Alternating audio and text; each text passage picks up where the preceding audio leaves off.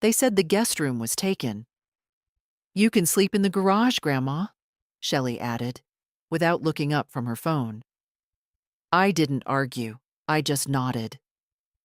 Later, as I sat on a fold-out cot next to paint cans and a lawnmower, I realized I'd already made my decision. The cold settled into my bones by midnight.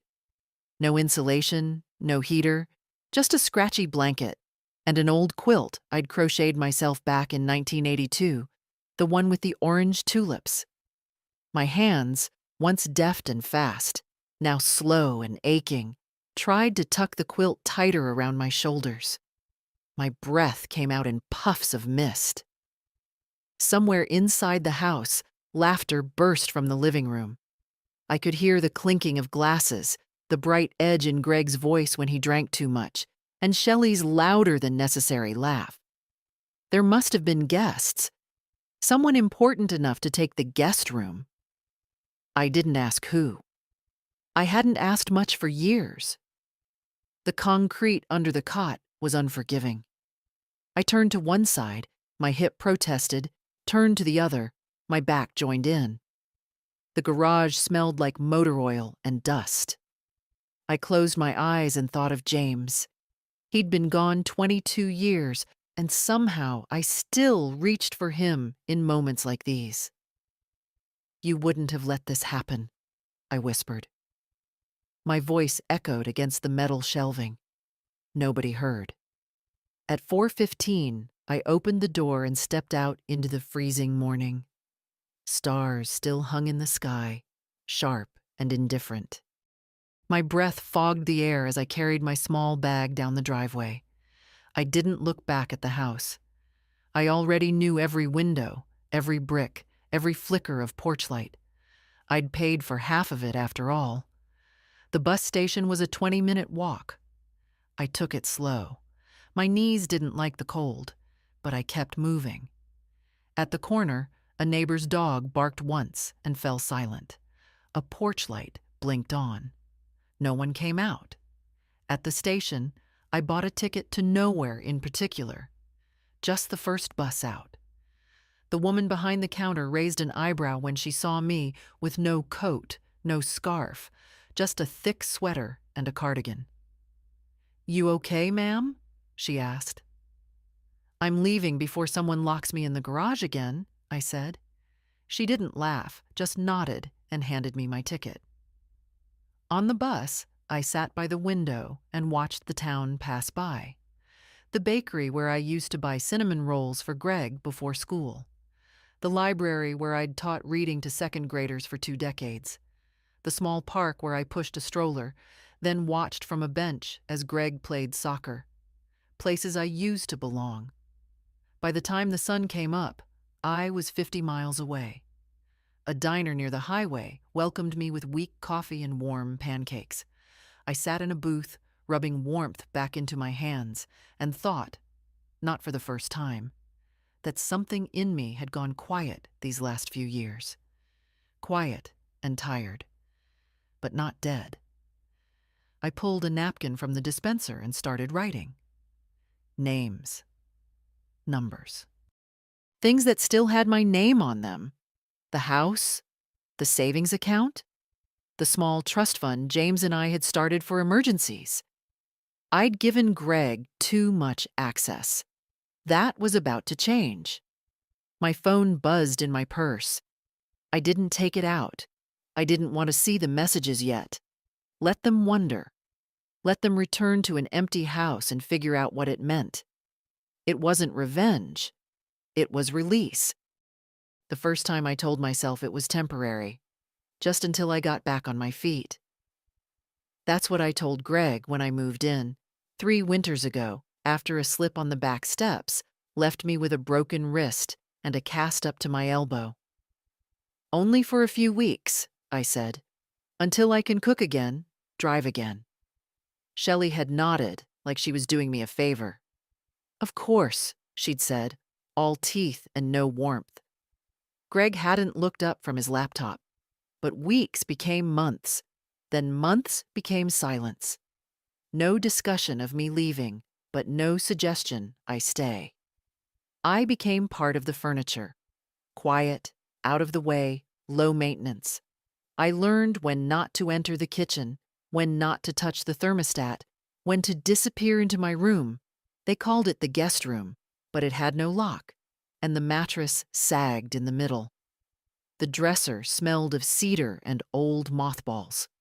I brought only the essentials: a week's worth of clothes, a framed photo of James, my knitting basket. It was supposed to be temporary. I didn't want to get comfortable. Shelley liked things just so: shoes by the door, no perfumes, no TV during dinner. "It's not personal," she'd say when she moved my things. "I just need order."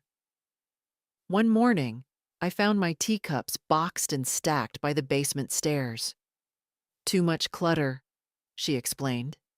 I didn't argue. Greg was different when he was younger. He used to curl into me after school, his head tucked under my chin. "You smell like cookies," he once said. I don't know when he started looking at me like a slow-moving inconvenience. Probably when I sold the house, the one James built with his own hands, and gave most of the money to help with their mortgage. "It's only right," Greg had said, pleased. "You'll be living here now. It's still your home, too."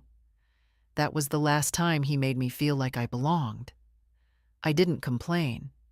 That's the part that keeps circling in my mind. I didn't complain when they switched my room twice to accommodate guests. I didn't complain when they forgot my birthday, or when they asked me to keep quiet during Shelley's Zoom calls, or when they left me off the vacation trip to Arizona, because flights are tricky at your age. I adapted. I found ways to shrink myself into their lives without taking up too much space. I learned to cook early, clean when no one was home, and retreat quietly when they had company. I smiled when they remembered to include me in group photos and didn't cry when they cropped me out for the frames. But time has a way of sharpening small indignities into something hard and bright. It was Shelley's voice that woke me, sharp and exasperated. "Greg, I told you. The guest room's taken. Your mom can sleep in the garage." There was no whispering, no apology. They spoke like I was deaf or too old to care.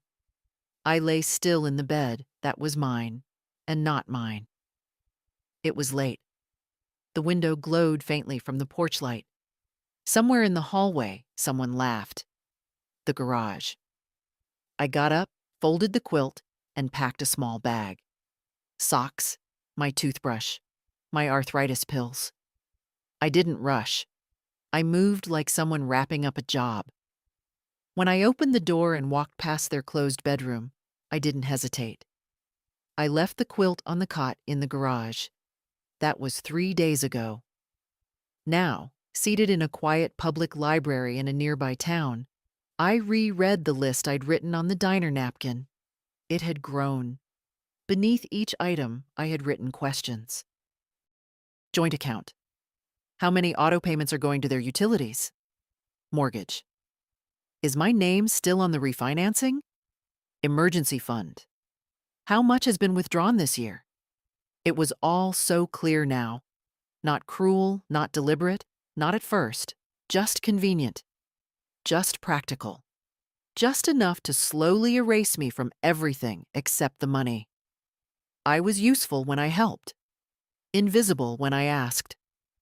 I folded the paper, placed it in my purse, and walked out of the library with a sense I hadn't felt in years. Purpose. I wasn't going back, not like before. It started with the thermostat. The first winter I got up at 6 to make tea and warm my joints by the stove. I turned the heat up to 72. By 8, it was back down to 65. "Energy costs are insane," Shelley had said, smiling with all her teeth. "We try to keep it low. Hope that's okay." So I wore 2 sweaters and fingerless gloves in the kitchen, drank lukewarm tea, and told myself it was fine. I'd lived through worse. Then it was the TV. "Could you keep it low?" Greg asked one afternoon while I watched a documentary in the den. I've got a call in 10. His home office had 3 doors between us. The remote disappeared after that. I started watching programs on my tablet with headphones. They never told me not to bake, but the flour slowly vanished from the pantry. The sugar, too. The oven knob got mysteriously jammed one day and stayed that way for weeks. Shelley shrugged. Must be old, she said. We've been meaning to upgrade. They ordered takeout almost every night. There were rules, though they never called them that. Shoes off at the door, no perfume. Don't touch the smart speaker. And the kitchen was Shelley's domain, except she barely cooked. I made my own meals and cleaned my dishes before they came home. Once I made a casserole for all of us. Tuna and noodles, just like Greg used to love. I set the table. Waited. At 7, they came in with pizza boxes. Oh, Shelley said, seeing the casserole. Sorry. Greg wanted Thai, and I wasn't up for cooking. Greg gave me a little nod. Maybe tomorrow? The casserole sat untouched in the fridge for 3 days before I threw it out. Even the grandkids started coming by less. Layla was 14 now, always busy with school or friends. Josh, 10, barely looked up from his tablet. I'd offer to play checkers, to bake cookies. They always had somewhere to be. Don't take it personally, Greg once said. They're just modern kids, not like we were. I started walking more, around the block, to the store, even when I didn't need anything. I learned the names of neighbors' dogs, waved at the mailman. I stayed out of the house as much as I could without causing concern. My room, the guest room, was small, but it was mine. I made it neat, kept my belongings in one drawer. I stopped hanging clothes in the closet because every few months, Shelley would ask, "Do you still need all this space?" Once, when guests were coming from out of town, she asked if I'd mind moving to the basement for a weekend. Just a few days, Mom, Greg said. We need the guest room to look nice. I slept on an air mattress beside the water heater. Later, I found one of my sweaters in a plastic storage bin, damp and mildewed. I didn't argue. I didn't cry. I reminded myself that I had no mortgage, no bills, no loneliness. Not really. I reminded myself that James would want me to keep the peace. But peace comes with a price, and I'd paid in quiet obedience. I had made myself small enough to fit into their corners. Until the garage. That night was a line. The moment when inconvenience turned to erasure. I wasn't just not welcome in their home. I was expendable in it. Now, seated in the waiting room of a modest legal office, I stared at the wall clock ticking past 11. I'd called that morning, asked if someone could walk me through the steps, freezing joint accounts, revoking financial proxies, changing beneficiaries. A young woman in a gray blazer greeted me with a polite smile. "Mrs. Carmichael, right this way." Her office smelled like lemon polish and paper. She offered me tea, which I declined. "I just want to understand what's mine," I said. She nodded. "Let's go through everything." We did, line by line. I took notes in a small notebook, the kind with a magnetic clasp.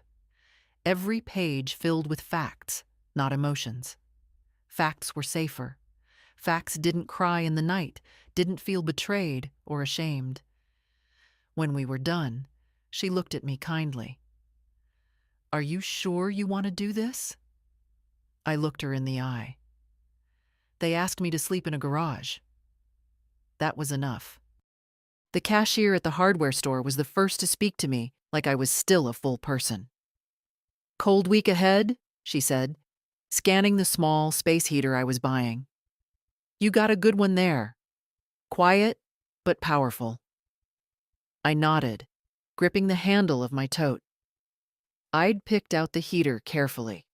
Not too expensive, but with enough strength to warm the corner of the garage where I knew I'd be sleeping. I told myself it was just precaution. I hadn't yet admitted the truth to myself, that my place in the house had shifted permanently and not in my favor. A week before that, Layla had stopped by after school. Just her and me in the kitchen. I made cocoa the old way, on the stove, with whole milk and a pinch of cinnamon. She took one sip and smiled. "Nobody makes it like you, Grandma." We sat in silence for a while. Then she said, "Mom says you're always tired, that you like being alone." I looked at her. She was 14, but her eyes were already half closed to things she didn't want to see. "Do you think that's true?" I asked. She shrugged. "You don't say much anymore." That night, I lay awake and thought about all the things I hadn't said. Not when they asked me to give up my bedroom. Not when Shelley boxed my photos and labeled them extra. Not when I heard them joke about me on the patio with their friends. Mom still uses paper checks. Isn't that adorable? They had softened me into silence, not through cruelty, but with mild embarrassment and tired tolerance. Like I was a project someone had started and lost interest in, and I'd accepted it. Out of love, maybe, or fear, or just the old habit of making myself smaller. But something was beginning to move inside me, a shifting of weight, a crack in the floorboards. It began to show in little ways. At the grocery store, I paid with cash instead of the joint card. At the bank, I asked questions about statements I'd ignored for years. And in the quiet of the public library, I began to write letters. Not angry or sentimental, but firm. One to the bank, one to the family lawyer, one to the insurance broker. I mailed none of them yet. But just writing them made something in me sit up straighter. I started watching them, too. How Shelley skimmed through emails on her phone during dinner. How Greg checked his stock portfolio over breakfast. How the kids hardly noticed me unless I stood in front of the fridge. They were busy, that's what I used to say. Just busy. But now I saw something else. They were living lives that didn't require me, unless something broke or needed paying for. That week, I had an appointment with Dr. Marin, my general practitioner. A routine visit. Blood pressure. Joints. Nothing new. "You seem more alert," she said, peering over her glasses. "More engaged." I smiled. I started remembering who I used to be. She wrote something in her notes and said nothing, but she smiled too. After the appointment, I walked instead of calling for a ride. It was cold, but I didn't mind. I liked the sound of my own footsteps. At the pharmacy, I bought a small notebook. Red cover, elastic strap. I labeled the first page. Facts. On the second page, decisions. The third, things they don't know I know. I filled it every night before bed. A kind of inventory. Not of loss, but of what was still mine to control. One entry read, mortgage note, co-signed in 2017. Greg's name primary, mine still on the deed. Refinanced in 2021. Documents not reviewed by me. Another, utilities. Electric bill paid from joint account. Shelley once called it just a formality. And then, retirement funds. Accessed twice in 2022 for emergencies. Amounts not discussed with me. Each fact was a quiet match struck in the dark. I wasn't planning revenge. I wasn't even planning escape. But I was planning. And when the garage night came, I was ready. They thought I was still asleep when they left for their weekend getaway. I wasn't. I heard Shelley's voice carry down the hall. "She'll be fine. The heater works. And she likes her alone time." They didn't check in. And I didn't wait for them to come back. The garage smelled of gasoline and mildew. Paint cans were stacked beside the folding cot, and a broken step stool leaned drunkenly in the corner, like someone had tried to fix something once and given up halfway through. There were no windows, just a single bulb overhead and the little heater humming faintly by my feet. I sat on the cot, coat still on, hands wrapped around a cup of lukewarm tea I'd poured into an old travel mug. The mug was mine, one of the few things I still considered mine, a faded green thing with a hairline crack down the side and James's name scrawled in black marker near the bottom. I'd stopped asking where the rest of my things had gone. Towels, baking pans, a framed photo from our wedding that once sat on the shelf, all moved for space or boxed for safekeeping. Outside, the temperature had already dropped below freezing. I could feel it in my bones, those quiet, stabbing aches that come when you've lived long enough to recognize the weather just by the way your fingers resist buttons. The door to the house had shut 2 hours ago. I heard their car pull out of the driveway, Shelley's laughter bouncing off the garage wall one last time. "Don't forget your overnight bag," she'd chirped. "The resort's got heated floors." I wasn't invited, of course. "Just a weekend getaway," Greg had said. "We figured you'd appreciate the quiet." They didn't mention where I was supposed to sleep. Until the moment Shelley, not unkindly, just casually, had looked up from her phone and said it. "The guest room's taken. You can sleep in the garage, Grandma." I don't think she meant it to hurt. That's the worst part. It wasn't meant to be cruel. It was said like it was practical, efficient, reasonable. So here I was, wearing 2 sweaters and the same wool socks I wore last Tuesday, sitting on a cot beside a lawnmower that hadn't been used in years. The heater ticked and wheezed. The bulb flickered now and then. And the silence. That was the real sound. Not just the absence of voices, but the full-bodied hum of a life I no longer had. I sat that way for what must have been an hour. Then I stood, slowly, walked to the corner of the garage where an old metal shelf held boxes marked Holiday and Greg's college stuff. I found a blanket in one, threadbare, smelled like dust and oranges. I spread it over the cot and lay down. The cot groaned beneath me, the metal bar pressed against my back. I looked at the ceiling, and I waited. Not for morning, not for rescue. I waited for myself.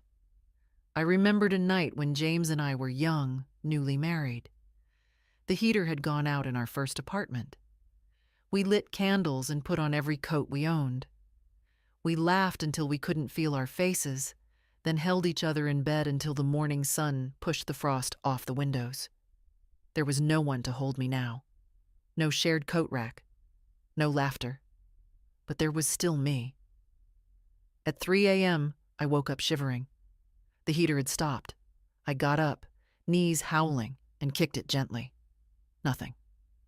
I unplugged and plugged it back in. It coughed to life, flickered red, then fell silent. I looked around, teeth chattering, and for a moment I saw the space for what it was. A place to store forgotten things. Dead tools, empty boxes, people they didn't know what to do with. By 4:15, I was dressed, my bag packed. I didn't leave a note. There was no note to leave. They didn't ask where I was going, so I didn't tell them. I walked past the flower beds I used to tend, past the porch light I had paid to replace, past the gate Greg never got around to fixing, and I didn't look back. The bus station was almost empty at dawn. A single man sat slumped near the ticket machines, a suitcase between his knees, snoring softly. The overhead lights buzzed, too white, too loud. I stood in line behind no one, waited for a woman in a maroon vest to glance up. "Where to, ma'am?" she asked, eyes flicking past me before settling back on her screen. "First outbound," I said. Doesn't matter where. She raised her eyebrows but didn't ask. Just tapped the keyboard and said, "Bus to Hensonville leaves at 6:05. You'll need to switch in Halder." "That'll do." She printed the ticket, slid it across. "Cold out there," she said, almost kindly. "Yes," I said, "but not where I'm going." The ride was slow. I sat by the window and watched the landscape shift. Not dramatically, just enough to feel it. Neighborhoods blurred into fields, the dark stitched together with patches of silver frost.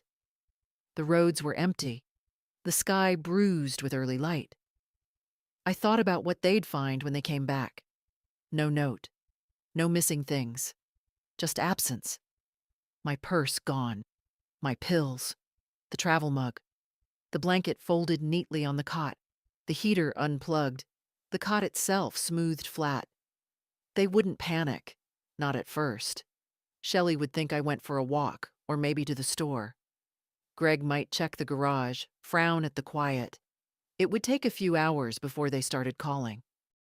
Before they noticed what else was gone, the binder with the financial records, the drawer in my room where I kept my checkbook and bank statements, the folder labeled home ownership documents. I'd never really been invited to discuss. I didn't want to hurt them. That was never the point. I just wanted them to know I wasn't asleep anymore. At the transfer stop in Halder, I bought a cup of watery coffee and sat on a bench with my coat collar pulled high. My phone buzzed once. Greg. I didn't answer. I turned the ringer off and dropped it back into my bag.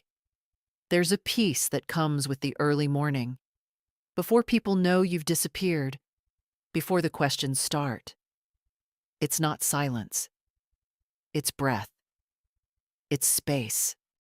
I remembered the first time I left home, at 21. Married James that fall.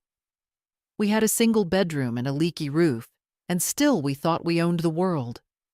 He made furniture from discarded wood, and I worked at the elementary school lunchroom, hair in a net, arms elbow deep in dishwater.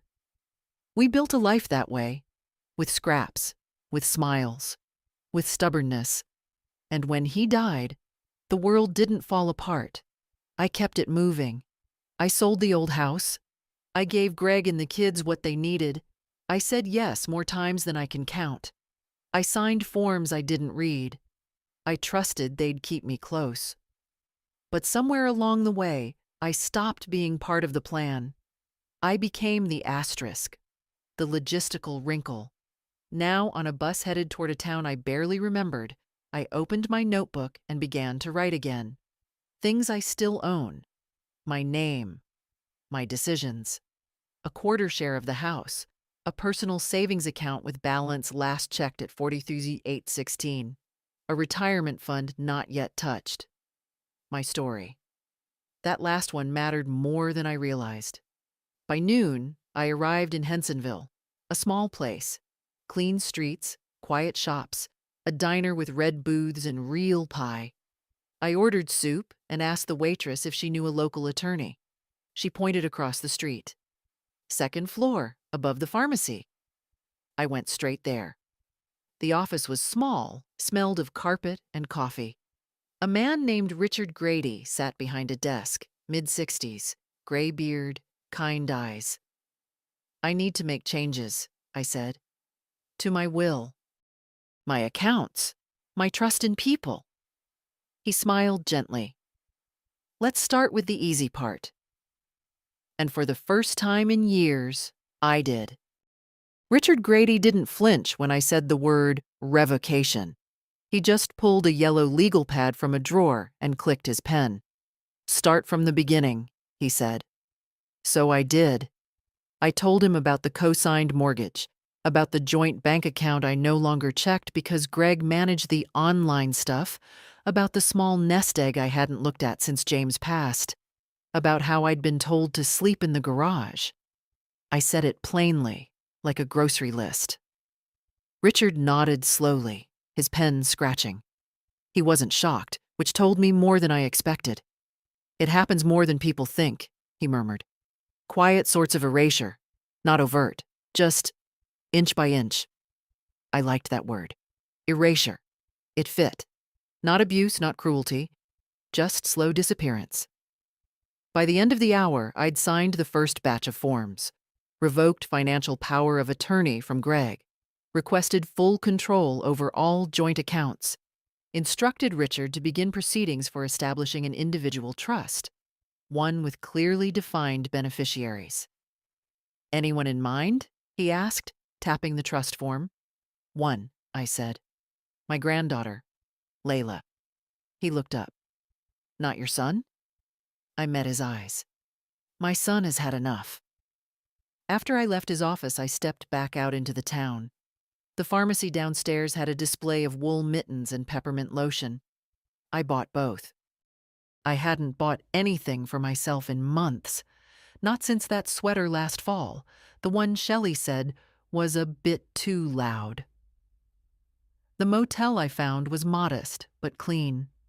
A small heater chugged in the corner, the bedspread was faded but freshly washed, and the front desk clerk offered me an extra blanket without me asking. "You here for long?" she asked. "Just until I decide what's next." She smiled. "Well, you let us know if you need anything." I took my tea back to the room and settled in with my notebook. Things already done. Attorney retained. Power of attorney revoked. Joint accounts flagged for freeze. Initial trust paperwork begun. Things to do tomorrow. Call the bank directly. Transfer funds into a solo account. Draft letter to Greg. Don't send yet. Decide where to live next. That last line sat heavy on the page. Where does someone go when they've been uninvited from their own life? I didn't want a big house. I didn't want revenge. I wanted quiet mornings. My own schedule. A place where my name wasn't in the margins? I thought about James. About the small lake house we once talked about buying, back before the kids. He dreamed of fishing in the early hours, of watching the sun rise over the dock. I used to laugh at how detailed his plans were. Even the kind of chair he wanted. Something that creaks properly, Edna. There'd been a lake town just 30 minutes from here. I remembered the name now. Winstead. I jotted it down. Just then, my phone, still on silent, lit up. 7 missed calls from Greg, 4 from Shelley, 1 voicemail. I didn't press play. Instead, I opened a clean page in the notebook and wrote in all caps. They will call when they need. They always did. When the heater broke. When Layla needed braces. When the car insurance lapsed. When they wanted to go on vacation and couldn't cover the full airfare. I'd always answered. Always helped. Until now. Now, they'd come home to a house that felt emptier than they expected. To bank notices they didn't understand. To questions they couldn't answer. Let them sit in that silence. Let them feel it. It wasn't punishment. It was balance. The next morning, I put on my cleanest sweater, brushed my hair until it lay flat, and walked the 6 blocks to the branch bank. It was a small place. 2 tellers, a single office with frosted glass, and the faint smell of printer ink and floor polish. The manager's name tag read S. Neary. She looked about 40, with that tight, professional politeness you only earn from years in customer service. I introduced myself. I'd like to review all accounts where my name is listed, jointly or otherwise, and I want to place a freeze on all shared access until further notice. She blinked once. Of course. Do you have identification? I handed her everything. License, bank card, a folder of printouts Richard had prepared for me. I was tired of playing dumb, tired of being handled. She invited me into her office, offered me coffee. I declined. 10 minutes later, she frowned at her screen. Your joint checking account. There's been a lot of outgoing transfers. I know, I said. I'd like that account closed. We'll need your son's signature. No, I interrupted. You won't. I have revocation of joint authorization on file, processed by legal counsel. I tapped the folder. She opened it. Her eyebrows lifted slightly. Well, I see. Then yes, we can proceed. Her tone changed. A little more careful, a little more respectful. I'd like to open a new account in my name only, I continued, and transfer all available personal funds there. No linked access. No family names. No auto payments. Of course, Mrs. Carmichael. When I left the bank an hour later, I had a new checkbook, a new debit card, and a printout of every transaction Greg had made in the last 8 months. Rent payments. Streaming services I didn't use. A high-end gym membership. A payment to something called Coastal Property Management. I underlined that one 3 times. Back at the motel, I sat on the bed, wrapped in the motel's extra blanket, and went line by line. They hadn't drained me, but they'd chipped away. Little withdrawals. Just until payday, Mom. We'll reimburse you, Mom. It's easier if you handle it, Mom. Greg once said it was about streamlining. One card, one account. A family system. But it wasn't a system, it was a siphon. And I was the reservoir. Until I wasn't. I called Richard that afternoon. They'll come looking, I said. He chuckled. Let them. Everything's legal and documented. You're protected. I don't want to fight. You're not fighting. You're exiting. That night, as I lay in bed with the hum of the heater in the background, I let myself imagine what came next. Not the confrontation, not the phone calls I still refuse to answer, but the after, the cottage by the lake, a porch swing, a bookshelf with nothing but mystery novels and old photographs, my own chair, my own dishes, my own key. I wanted less. Less control over me, less airless politeness, less walking on eggshells in a house I partly owned but never belonged to. I wanted mornings with coffee that stayed hot and wasn't poured into travel mugs I wasn't allowed to touch. I wanted the freedom to choose silence, not have it imposed. The next day, I would call a real estate agent in Winstead, and I wouldn't tell anyone. Let them wonder. Let them come back to a house that looked the same, but was missing something vital. Let them feel the hole I'd quietly left behind. I heard the first voicemail at 6:42 p.m. I didn't mean to play it. My finger brushed the screen while I was setting the alarm on the motel's old digital clock, and suddenly Greg's voice filled the room, tinny and unsure. Mom, hey, we just got back and... Are you out? Your room's empty. I mean, everything looks okay, just... Yeah. Call me when you get this. Okay? That was the first one. By the time I finished brushing my teeth, there were 3 more. One from Shelley. Sharp. Brittle. Edna, this isn't funny. If you're upset, we can talk, but disappearing isn't the answer. And 2 more from Greg, each more anxious than the last. The 4th ended with, Mom, I swear if something happened... I turned the phone off. It was tempting. So tempting. To reply. To let him know I was safe. That nothing happened. That I had simply removed myself from a place where I wasn't wanted. But I didn't. I let the silence speak. Let them sit in their perfect, climate-controlled house with their matching dinnerware and their guest room, freshly vacuumed and waiting. Let them step over the quilt I'd left folded in the garage. Let them notice how clean the coffee table was, how the checkbook was gone, how no bills had been paid. They didn't call Layla. I knew that because at 8:17 she texted me herself. Grandma, are you okay? Dad's acting weird, said you're out. What's going on? I replied to her and only her. I'm okay, darling. I just needed some air. I'll call you tomorrow. 3 dots appeared, then stopped. Then another text. I miss you. And I wrote, I miss you too. Then I turned the phone off again. The next morning, I walked to the town's little breakfast cafe and ordered pancakes, extra butter. No one stared. No one asked where I was from. The waitress called me Han and topped off my coffee before I could ask. I opened my notebook.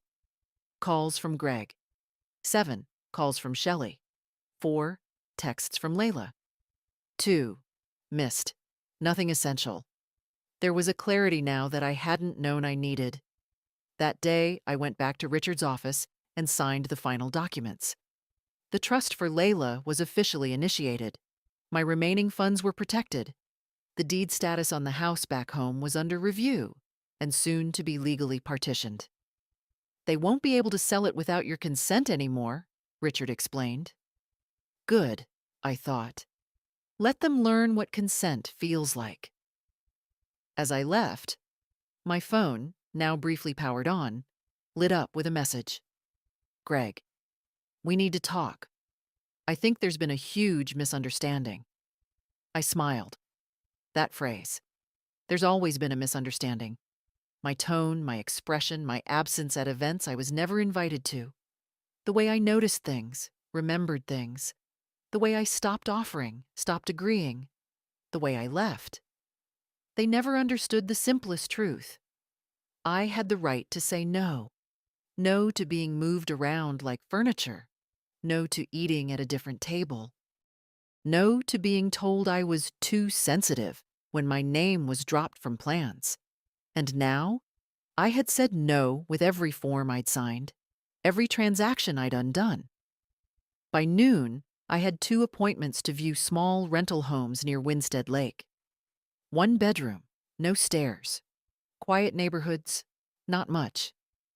But mine. And tonight, I'd sleep again under a roof no one could push me out of. The first house was small, but it smelled like fresh paint and dry wood. The landlord, a quiet man in his 60s named Frank, handed me the keys without asking too many questions. Take your time, he said. It's open. The living room had 1 window, slightly warped but still functional. The light came in sideways, soft and thin, like the early pages of autumn. The walls were plain white, the carpet a light beige, the kind that showed dirt easily, but also made the room feel open. There was only 1 bedroom, and the kitchen was little more than a countertop and a stove. But the bathroom had a deep tub, and the porch had enough room for a chair. I stood in the center of the room and listened. Nothing. No television in another room. No voices through the wall. No footsteps overhead. Just the hum of quiet. It was beautiful. I signed the lease that afternoon. Frank didn't ask about family. Didn't ask why an old woman was moving into a rental alone with cash up front. Just nodded when I said, 1 year, no automatic renewals. Good fences, he said. Make good neighbors. I moved in the next day. 2 bags, a suitcase, and the small red notebook. No furniture yet. I sat on the floor and drank instant coffee from a plastic cup. The heat worked. The door locked. My name was the only one on the lease. It wasn't freedom in the dramatic sense. There were still bills to pay, pills to take, steps to climb slowly. But it was peace. Real peace. The kind you feel when you no longer have to tiptoe through your own life. That night, I turned the phone on again. More messages from Greg. More from Shelley. This time in a tone that tried to sound less sharp. Then, at 9:04 p.m., a call from Layla. I answered. Grandma? Her voice was a whisper, like she didn't want to be overheard. Hi, baby, I said. Where are you? Somewhere warm. Somewhere quiet. She paused. Dad's freaking out. He said something about lawyers. And you taking back the house? I let the silence stretch a little. I didn't take anything back, I said. I just stopped giving it away. I don't understand. I know. Another pause. Can I come see you? That, that right there, was the only thing I hadn't planned for. Yes, I said, but not yet.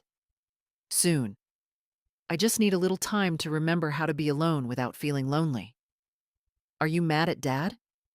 I thought about that for a long second. I don't think so, I said finally. I think I'm just done pretending I'm not. Layla didn't speak for a while. Then she whispered, I miss your stories. I'll tell you more, but you have to come to me for them now. Okay. We said goodnight, and I watched the phone screen fade to black. The following morning, I set up a checking account at the local credit union and transferred the trust funds for Layla into a separate folder in the safe deposit box. Everything had a place now. Everything was protected. On my way out, I passed a secondhand store and bought a kettle, a small table, and a chair with a worn cushion. I carried them home in 2 trips. No one offered to help, and that suited me fine. By noon, I had my first cup of tea in my new house. No one asked what I was doing. No one told me where to sit. No one turned down the heat. It was my name on the door now, and I had no intention of erasing it again. I was slicing apples for pie when the knock came. Not a timid one. Firm. 3 slow thuds, spaced like punctuation. I set the knife down, wiped my hands on a dish towel, and glanced at the clock. Too early for the landlord. Too late for delivery. I opened the door halfway. Shelley stood there, arms crossed, coat unbuttoned despite the cold, hair perfect. Behind her, Greg sat in the car, engine still running. Can we talk? She asked, voice carefully neutral. I didn't step aside. About what? She hesitated. Greg didn't want to come up. Said he wouldn't say the right things. That's a good start, I said. But I stepped back anyway. Not out of kindness, just curiosity. She walked in, looking around like she expected dust, like she was preparing herself to be generous about how small the space was. It's very minimal, she offered. It's clean, I replied, and quiet. She nodded once. Greg is upset, confused. Upset he's not getting mortgage support, or upset I stopped funding his gym membership. She blinked. That's not fair. No, I said. It's accurate. Silence.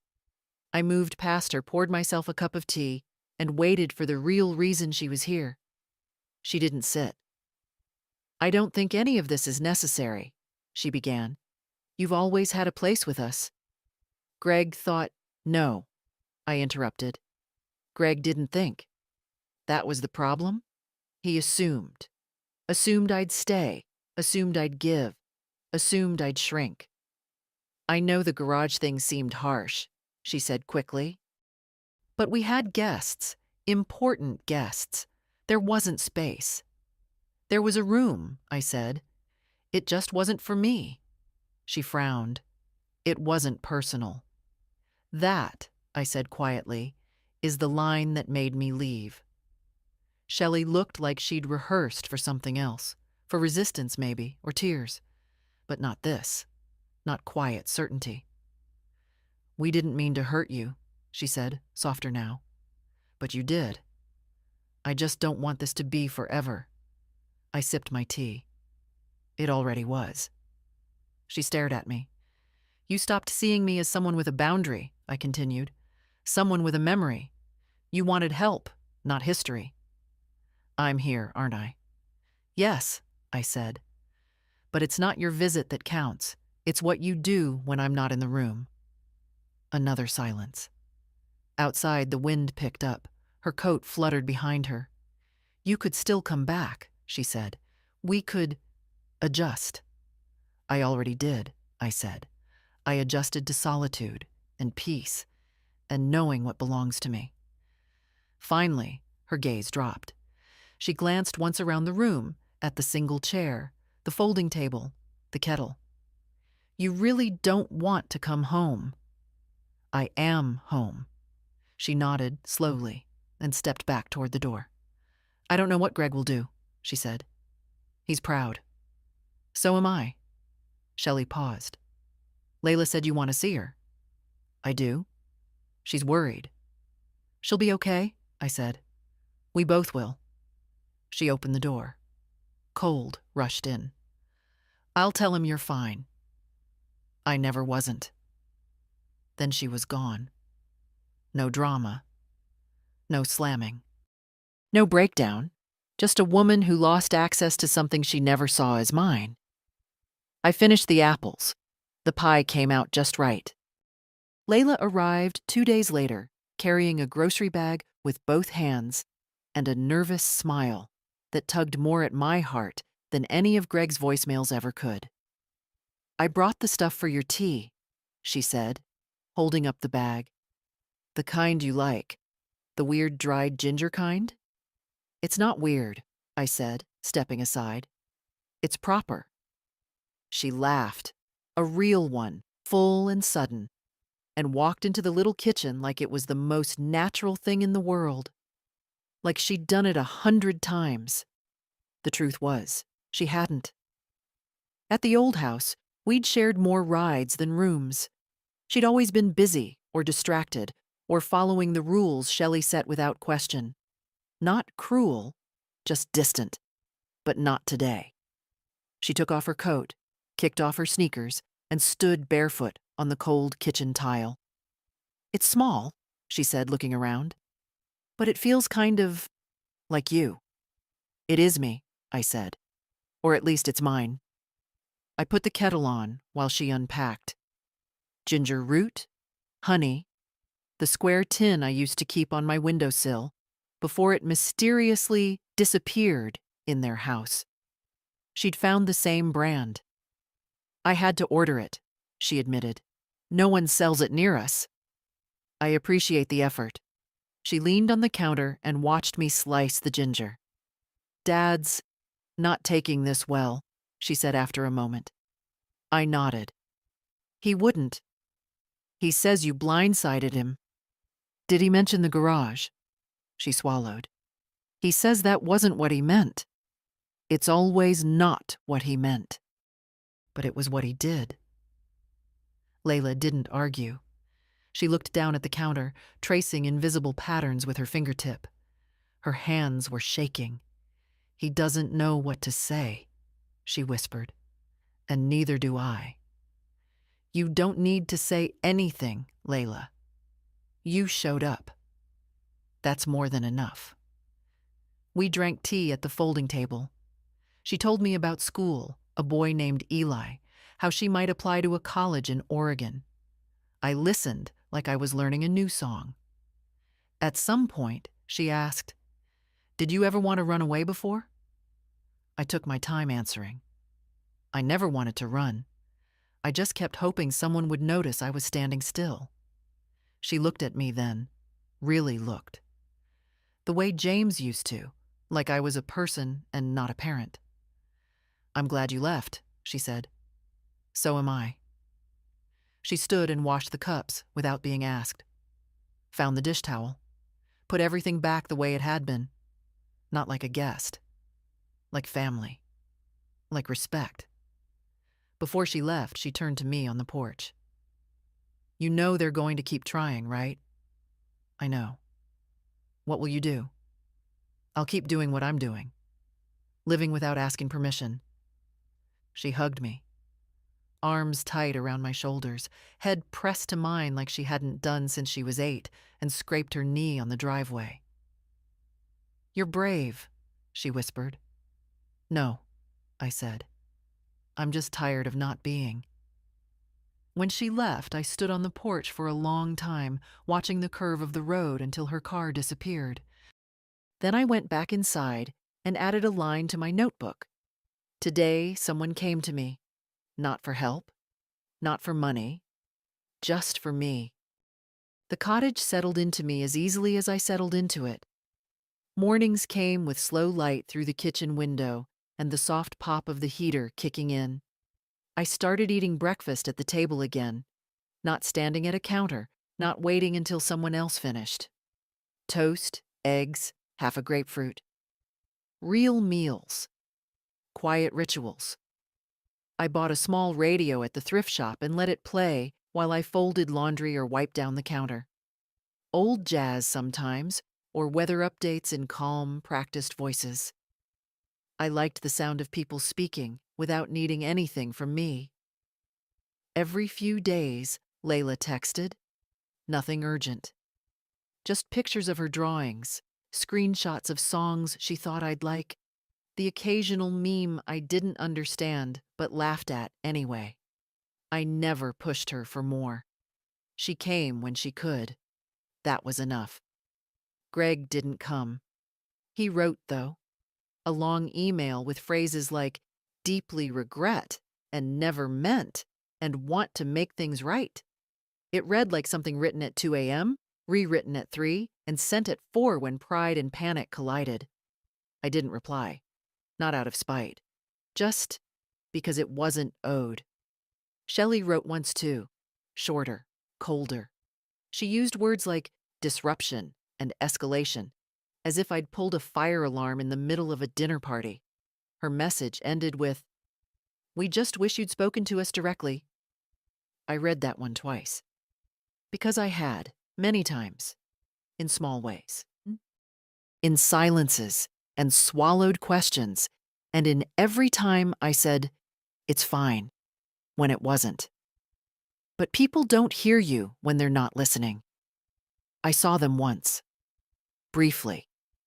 I'd gone into town for groceries, turned the corner by the pharmacy, and spotted them across the street. They didn't see me. Shelley was saying something, tight-mouthed, hands moving fast. Greg nodded, distracted, jaw clenched the way it always was when things weren't under control. They looked older than I remembered, tired in a way that went beyond sleep. I stepped into a side alley and let them pass. Later that afternoon, Richard called. "The title audit's complete," he said. "Your name's secure on your quarter share of the property. Any attempts to refinance, sell, or take equity without your approval will be legally blocked." "Thank you," I said. "There's more." I waited. "Your original co-signing on the 2017 mortgage. There were some irregularities. Missing signatures, delayed filings, enough that if you wanted to contest your financial responsibility, you could." I felt nothing. Not anger. Not satisfaction. Would it hurt them? Financially? Yes. Legally? Possibly. I was quiet a moment. Then, "No. Let it stand. I just want it to stop." Richard hesitated. "You're sure?" "Yes. I didn't walk away to start another fight. I walked away to end the quiet one." After the call, I took my tea onto the porch and watched the wind roll through the trees. A dog barked in the distance.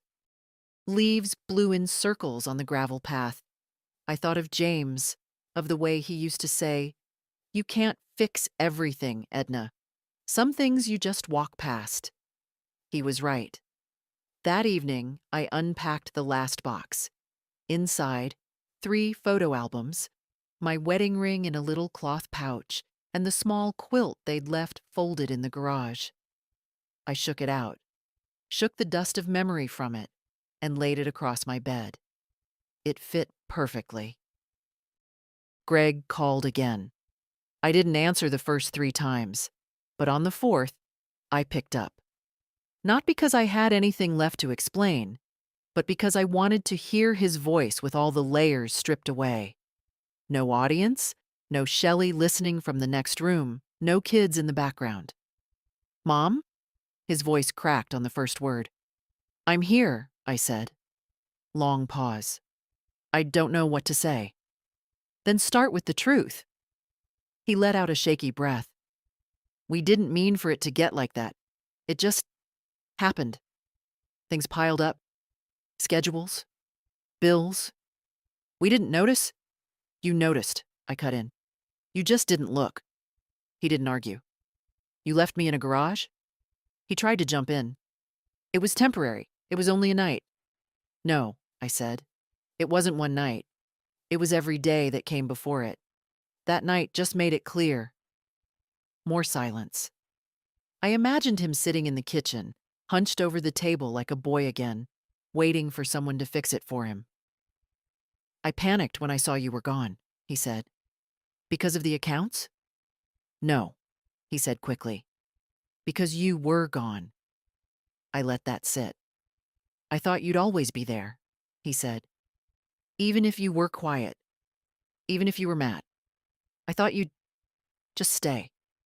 I know, I said. I'm sorry. He meant it, not perfectly, not in the way that rewrites the past, but he meant it the only way he could. Broken, late, and real. I don't hate you, Greg. I know. I just can't come back. His voice caught. I didn't call to ask you to. That surprised me. I called because I wanted you to know I get it now. Not everything, but some. Some is a good start. I've been talking to Layla, he added. She told me. She said you're happier. I'm freer. She wants to come stay with you for a few days this summer. She's welcome any time. I heard him breathe in slowly, like he wanted to say more. Then he stopped. Mom, he said finally, what do you want me to do?